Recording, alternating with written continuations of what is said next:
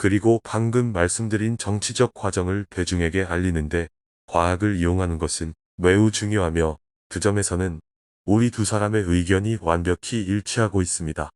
그러나 과학적 발견 자체가 모든 문제를 저절로 풀어주리라는 오해는 결코 일으키고 싶지 않군요. 선생님도 동감하실 겁니다. 과학적 발견이 문제를 해결하는 것이 아닙니다. 그저 문제를 드러내줄 뿐이죠. 인간이 오늘날 이런 모습을 갖추게 된 데 대해 우리가 모든 것을 안다 하더라도 그로부터 인간이 무엇을 해야 하는가에 대해서는 어떤 결론도 끌어낼 수 없다는 것이 제 견해입니다. 이러한 지식은 현실적 기반을 제공해 줄 뿐입니다. 이러한 기반을 앞에 놓고 우리는 좋아, 이런 특성 중 우리 마음에 드는 것은 어떤 것들이지? 라고 생각할 수 있습니다.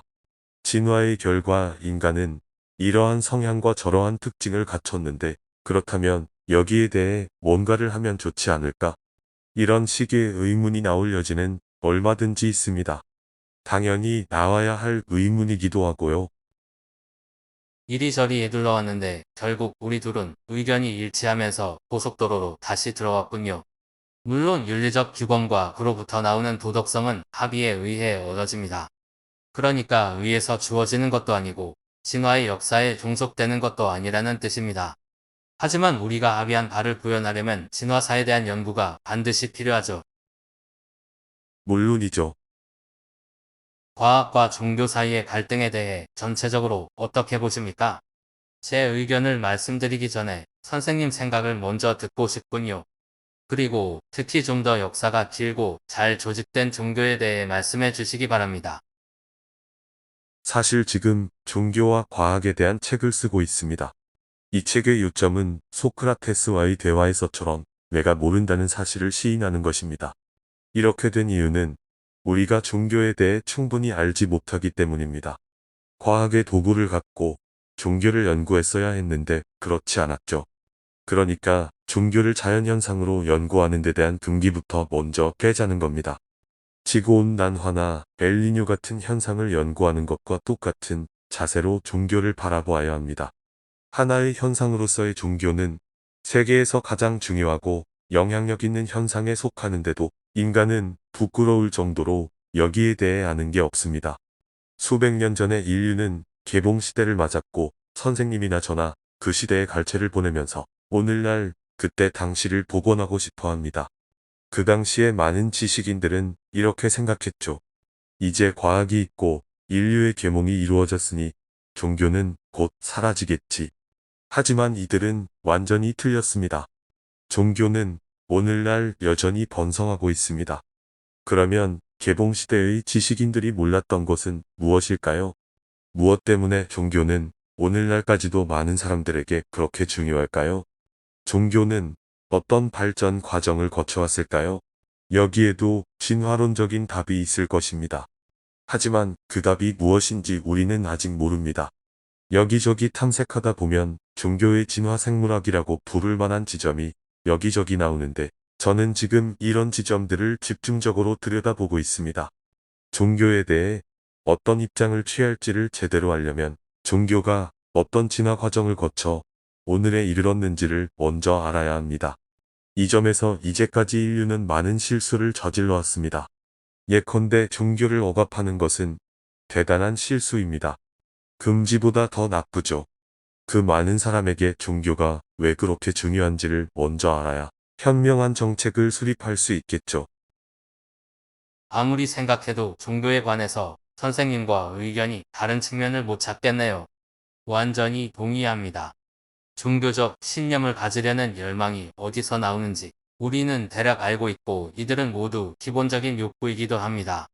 종교의 중요한 이점 중 하나는 어떤 사회를 하나로 묶어주는 공통의 신념 역할을 한다는 것입니다.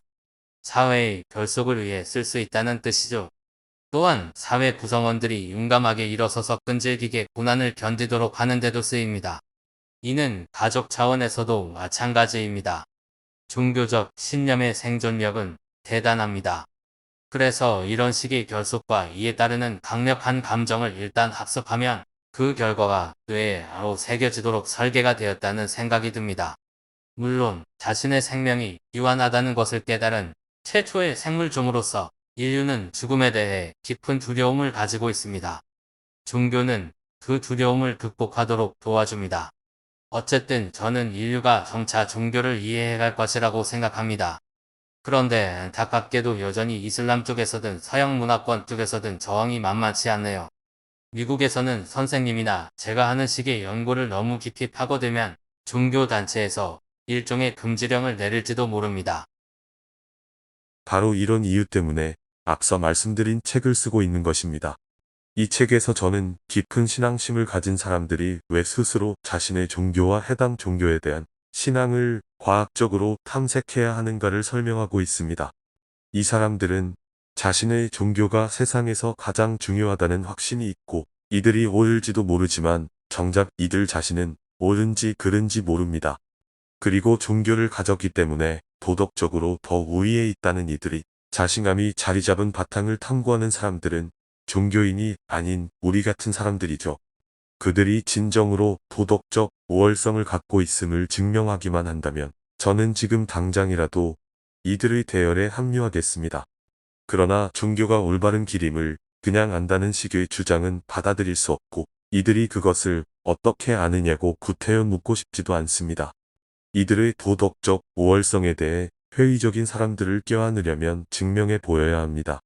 아니면 그들의 말이 옳은가를 우리 같은 사람들이 진지하게 탐구할 동안 가만히 있기라도 해야 합니다.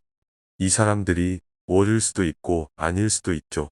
그러나 스스로 이 모색의 과정을 기꺼이 받아들여야 합니다. 이들의 입장을 이해하려는 목적에서 저는 사고 실험을 해보았습니다. 다른 사람들을 위한 것일 뿐만 아니라 저를 위한 것이기도 하죠. 어떤 과학자가 제게 다가와서는 이렇게 말하는 모습을 상상하는 겁니다. 연구해보니 음악이 인간에게 정말 나쁘더군요.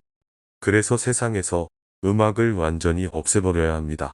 어린이들이 음악 공부를 못하도록 금지해야 하고 사람들이 음악을 듣는 시간을 엄격히 한정해야 합니다. 왜냐하면 수천 년간 인간이 생각해온 바와는 반대로 음악은 인간의 두뇌와 사회에 나쁘기 때문입니다.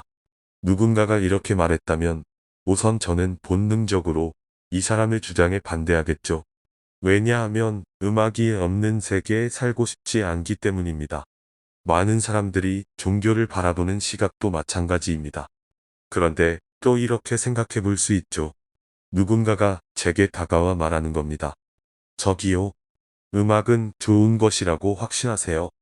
그러면 저는 이렇게 대답할 것입니다.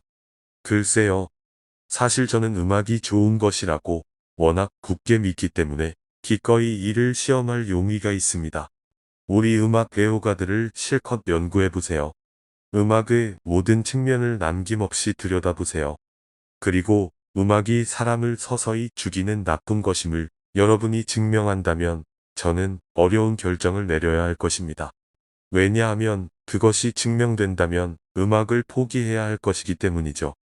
이제 독실한 신앙심을 가진 사람들에게 같은 제안을 할까 합니다. 이들은 스스로의 종교에 대해 심사숙고해서 종교가 도덕적으로 더 우월하다는 자신들의 생각이 옳은가를 검증해야 합니다. 종교인들뿐만 아니라 심지어 종교적 근본주의자들도 이런 생각에 귀를 기울일 법합니다. 특히 근본주의자들은 종교의 이름으로 자살까지 저지르는 사람들이 세상에는 얼마든지 있다는 사실을 보여주었으니까요. 이것을 보면 이 사람들이 우리와는 완전히 다른 신념 체계와 도덕적 규범에 대한 깊은 믿음을 가졌음을 짐작할 수 있습니다. 남침례교도 자란 제 경험에 비추어 볼 때 수십억이나 되는 사람들에게 있어서 종교의 질은 그들의 머릿속에 들어있는 지식이 아니라 자신이 그 종교를 얼마나 깊이 믿고 있는가, 얼마나 깊이 그 종교에 몸을 담그고 있는가에 따라 결정됩니다. 대략적으로 보자면 인간에게는 의식이 필요합니다. 아름다운 음악이 필요하듯이 훌륭한 종교적 전례도 필요합니다. 종교적 문화가 총체적으로 필요한 동시에 종교에 부수되는 행사와 이에 참여하여 신앙심을 재확인하는 과정이 필요하다는 뜻이죠.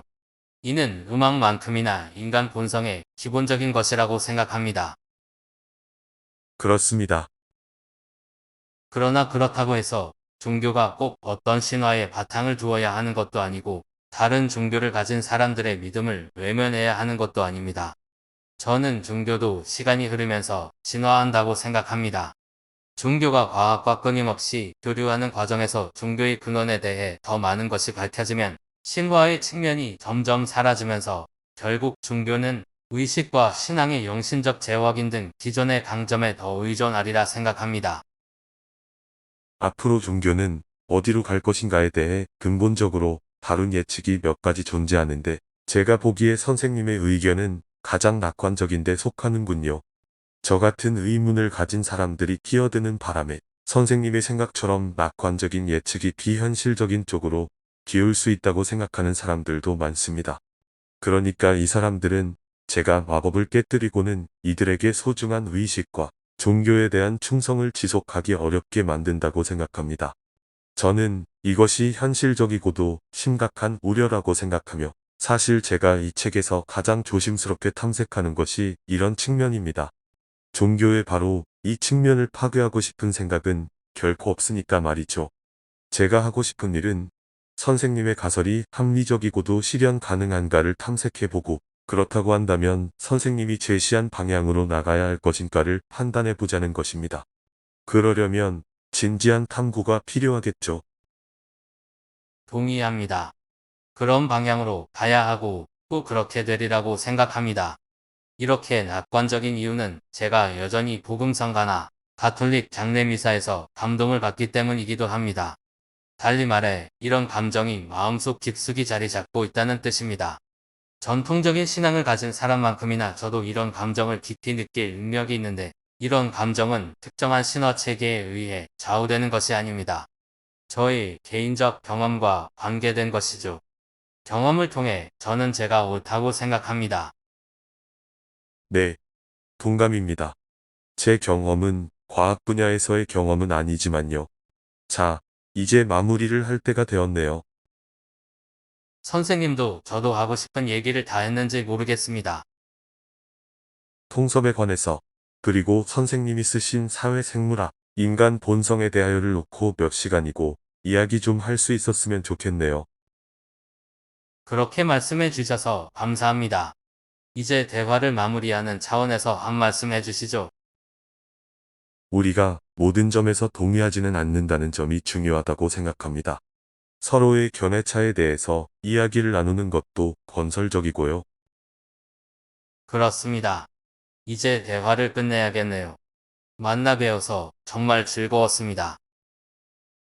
저도 즐거웠습니다.